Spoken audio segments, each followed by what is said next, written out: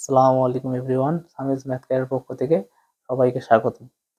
আজকে আমরা দুইটা অঙ্ক দেখো ব্ল্যাকবোর্ডে হোয়াইট বোর্ডে লেখা আছে। তো আমরা এই দুটো সলভ করবো কিভাবে খুব সহজ পদ্ধতিতে সমাধান করা যায়। তো এখানে বলছে কোনো সংখ্যার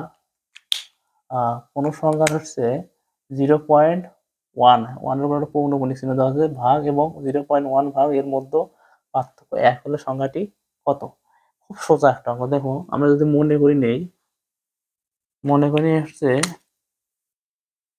করি সংখ্যাটা এক্স, এক্স। তো সংখ্যাটা যদি এক্স হয় তাহলে এখানে বলছে কি 0.1 তারপর পৌনঃপুনিক। আমরা যদি পৌনঃপুনিক চিহ্ন থাকলে তাহলে এখানে আমরা কি লিখতে পারবো? 0.1 পৌনঃপুনিক সমান 1 ভাগ কত? 9 লিখতে পারবো। আর এখানে আছে 0 শুধু 0.1, তাহলে 0.1 সমান সমান আমরা লিখতে পারবো 1 ভাগ কত? 10।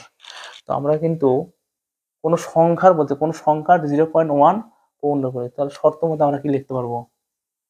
শর্ত মতে আমরা যেহেতু লিখতে পারবো কি এক্স এর তোমার 0.1 পৌনঃপুনিক মাইনাস এক্স এর 1 সমান সমান কত? এর পার্থক্য 1।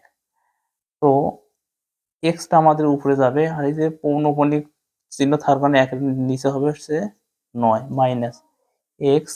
দেখো এখানে কি ছিল 1/10, তাহলে আমরা লিখবো এক্স ডিভাইডেড 1। তাহলে লসাগু যদি করি 9 আর 10 লসাগু হচ্ছে 90, 9 10 90, তাহলে এখানে আছে 10x মাইনাস 9 10 90 সমান 9x সমান সমান কত?